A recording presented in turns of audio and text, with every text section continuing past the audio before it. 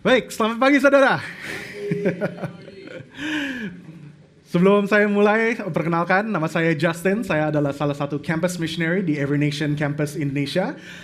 Ini pertama kali saya preaching di Every Nation Kuningan.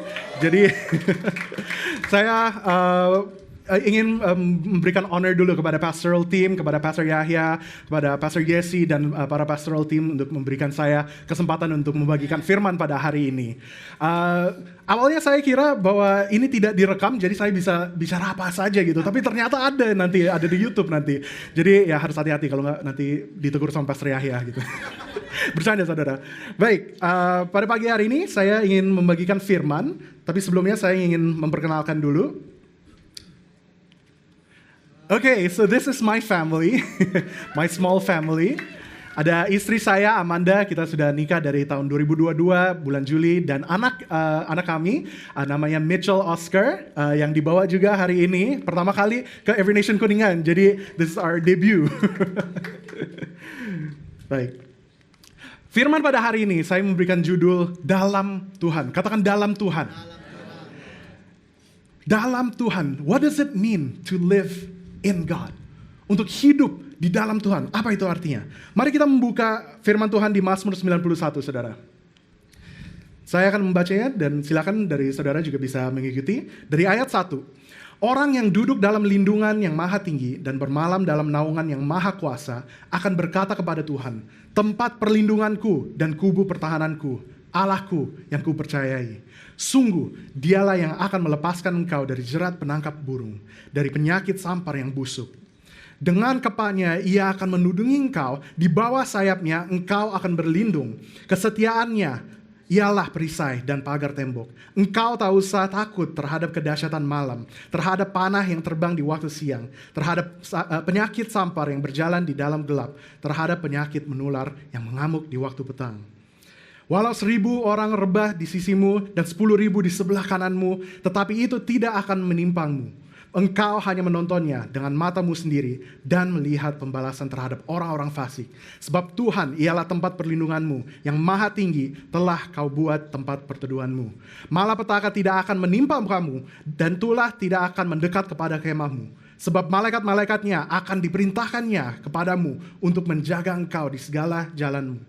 Mereka akan menatang engkau di atas tangannya, supaya kakimu jangan terantuk kepada batu. Singa dan ular tedung akan kau langkahi, engkau akan menginjak anak singa dan ular naga. Mari kita membaca yang terakhir sama-sama. Sungguh hatinya melekat kepadaku, maka aku akan meluputkannya. Aku akan membentenginya, sebab ia mengenal namaku. Bila ia berseru kepadaku, aku akan menjawab. Aku akan menyertai dia dalam kesesakan. Aku akan meluputkannya dan memuliakannya. Dengan panjang umur akan kukenyangkan dia, dan akan kuperlihatkan kepadanya keselamatan daripadaku. Inilah firman Tuhan, saudara. Saudara, banyak yang salah paham mengenai firman ini. Banyak yang salah paham mengenai apa artinya untuk hidup di dalam Tuhan. Pertanyaan yang saya selalu hadapi saat saya menjangkau di kampus, saat saya bicara kepada orang-orang yang berbagai macam latar belakang, ada yang Kristen, non-Kristen, ada yang nominal Kristen. Banyak yang mempertanyakan ini, saudara. If God is loving, why do good people suffer? Jika Allah maha pengasih, mengapa orang baik menderita? Soalnya itu kalau kita baca firman ini, siapapun yang mengikuti Tuhan, siapapun yang percaya dalam Tuhan, siapapun yang hidup di dalam Tuhan, tidak ada kejahatan yang akan terjadi kepada orang itu. Tapi apakah itulah artinya, saudara, untuk hidup di dalam Tuhan?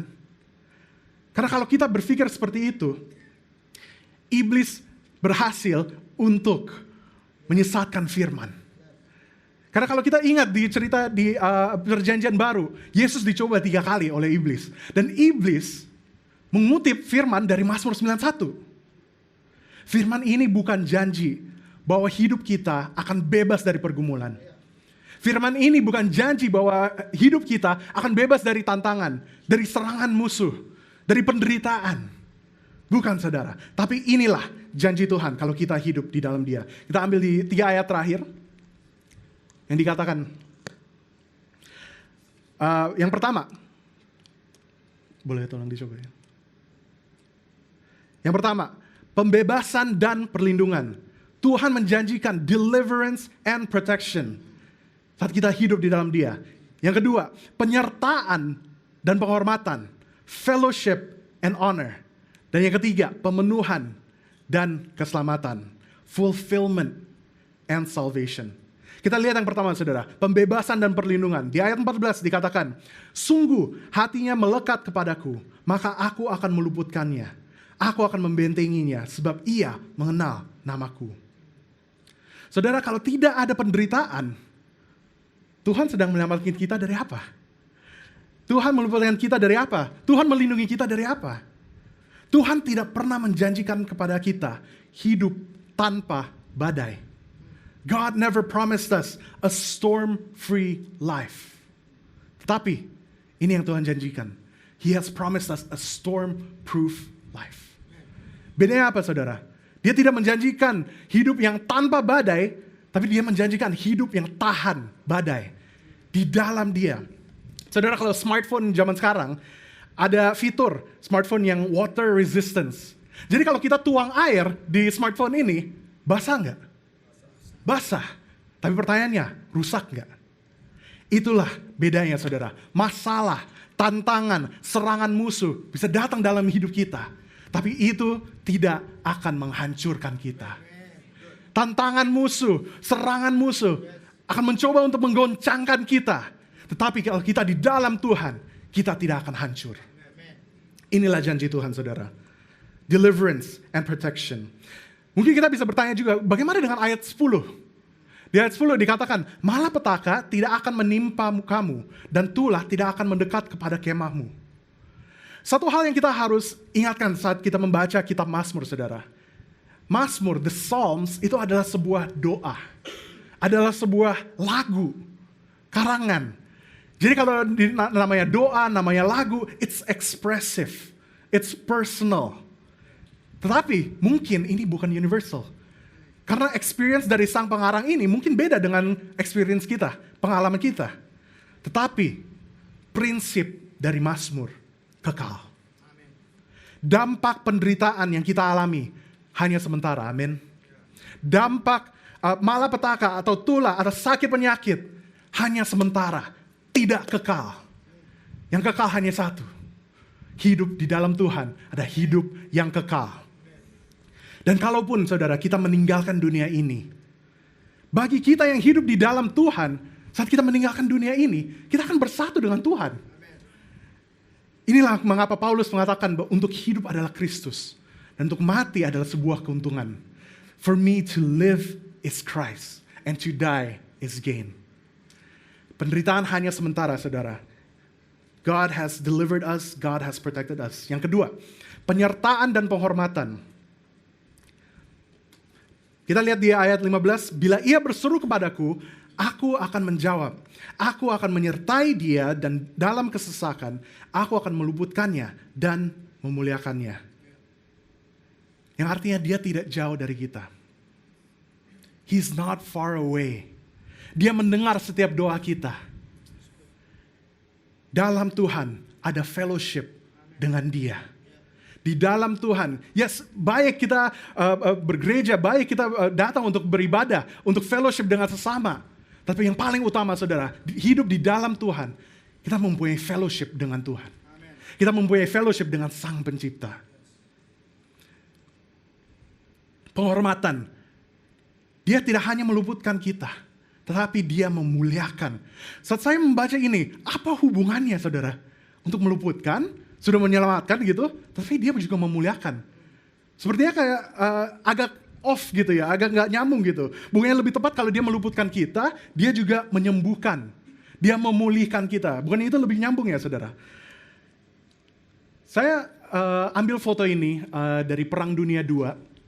Ada foto ini dari General Douglas MacArthur yang sedang duduk dan dia sedang menandatangani penyerahan tentara Jepang di dalam Perang Dunia Kedua. Kalau saudara memperhatiin, di belakangnya General Douglas MacArthur itu ada dua jenderal. Yang pertama namanya Jonathan Wainwright, yang kedua namanya General Arthur Percival. Kedua jenderal ini menjadi POW, Prisoner of War, tawanan tentara Jepang selama 3 tahun. Dan akhirnya di tahun 1945, pasukan sekutu berhasil untuk memenangkan perang. Dan dalam prosesi penyerahan tentara Jepang, General MacArthur dengan sengaja mengundang kedua jenderal ini yang barusan dibebaskan dari tawanan untuk berdiri dekat saat beliau menandatangani Peace Treaty itu.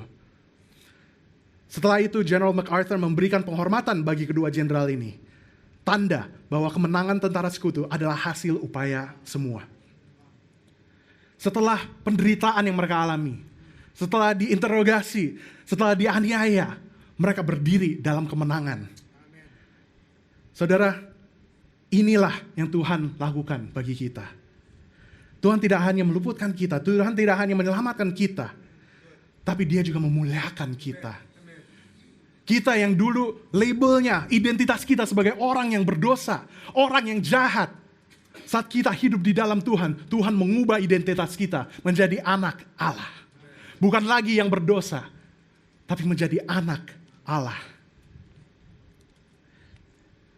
Tuhan menjanjikan di dalam Dia ada penyertaan dan penghormatan, dan yang terakhir ada pemenuhan dan keselamatan. There is fulfillment and salvation. Di ayat 16 dikatakan, dengan panjang umur akan kukenyangkan dia, dan akan kuperlihatkan kepadanya keselamatan daripadaku. Saudara, semakin berumur, semakin banyak kecemasan. Ada amin? Saya masih dianggap muda. Well, tergantung siapa yang menganggap saya. Anak-anak Heritage sudah pada di kelas, jadi nggak apa-apa. Saya masih dianggap muda di sini. Tetapi saya tahu, saya bulan lalu barusan menjadi seorang bapak, dan banyak sekali yang menjadi kekhawatiran. Bukan hanya, kalau dulu mungkin sekolah, kuliah, nilai-nilai. Tapi sekarang kayak kerja, support my wife, support anak gitu. Lebih banyak kecemasannya, benar nggak saudara? Semakin berumur, lebih banyak hal yang kita khawatiri.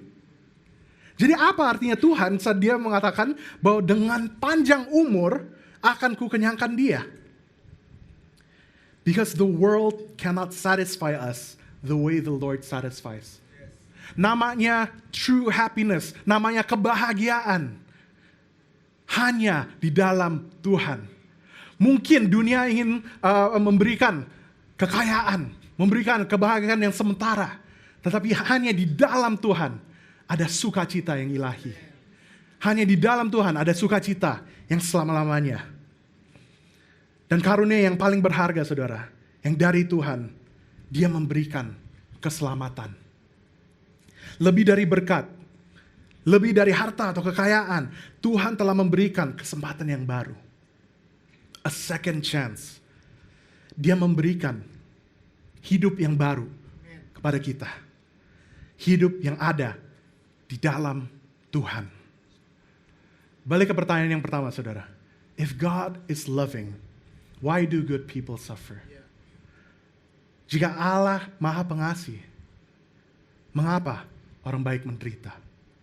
Karena di dalam dunia ini, penderitaan itu wajar. Dunia ini is still corrupted with sin, tetap jahat. Tetap ada banyak dosanya. Tetapi di dalam Tuhan, penderitaan itu tidak selama-lamanya. Di dalam Tuhan, bagi kita yang hidup di dalam Dia, akan selalu ada pengharapan di balik setiap penderitaan. There is always hope behind each suffering. Dan saya akan menutup dengan cerita ini, saudara. Ada seorang wanita yang daftar untuk mendapatkan transplant jantung. Dan seorang wanita ini berdoa kepada Tuhan. Tuhan, semoga ada yang cocok, semoga ada yang donor transplant jantung ini. Dan dia berdoa selama beberapa minggu, selama beberapa bulan. Dan akhirnya dari rumah sakitnya telepon, Ibu, kita sudah ada donor, jadi silakan. Dia ke rumah sakit, dia berdoa, semoga semuanya lancar. Tuhan menjawab doa dia. Dan operasinya semua lancar, berhasil. Dan saat dia pulang, dia mengatakan, kalau ada yang donor jantung ini, berarti ada yang mati, ada yang meninggal untuk mendonor jantung ini. Jadi dia cari tahu siapa yang pemilik jantung ini. Dan dia temukan keluarganya, dia ketemukan orang tuanya. Dan dia hanya mengucapkan, terima kasih karena anakmu mendonor ini, saya bisa hidup. Dan ternyata keluarga dari sang pendonor ini mengatakan bahwa kita juga berdoa dulu. Kita juga berdoa untuk anak kita sembuh. Tapi sekarang kita mengerti, Tuhan menjawab tidak kepada doa kami untuk menjawabkan iya kepada doa kamu. Saudara, saat saya mendengar ini, saya merasa kenapa sangat menyedihkan gitu. Tapi itulah Tuhan mengingatkan saya, that's what I did for you. Itulah yang Tuhan lakukan bagi kita. Dia mengatakan tidak kepada Yesus untuk mengatakan iya kepada kita. Di Taman Getsemani, Yesus berdoa, berseru kepada Tuhan, if it is possible, let this cup pass from me. Tetapi Tuhan menjawab tidak kepada Yesus. Untuk dia bisa menerima kita, menjawab iya kepada kita. Saudara, dia sudah menyediakan keselamatan itu bagi kita. Dia sudah mengatakan tidak kepada Yesus, anaknya yang tunggal, dan mengatakan iya kepada kita. Pertanyaannya hari ini, saudara, apakah kita ingin menjawab iya kepada Tuhan? Apakah kita ingin menjawab iya untuk hidup di dalam Tuhan? Mari kita berdoa. Bapa, kami mengucap syukur Tuhan untuk kasih setiamu. Terima kasih Tuhan, di dalam Engkau ada perlindungan, ada pembebasan, ada penyertaan, ada penghormatan. And there is salvation in your name. Terima kasih Tuhan, kami aman di bawah naungan-Mu. Terima kasih Tuhan untuk kebaikan-Mu. Bapa, pada hari ini Tuhan, kami ingin berserah kepada Engkau. Ajarlah kami Tuhan untuk hidup di dalam Engkau. Ajarlah kami Tuhan untuk selalu berdiam di bawah naungan-Mu. Inilah doa kami Tuhan. Let you alone be honored and praised in our lives.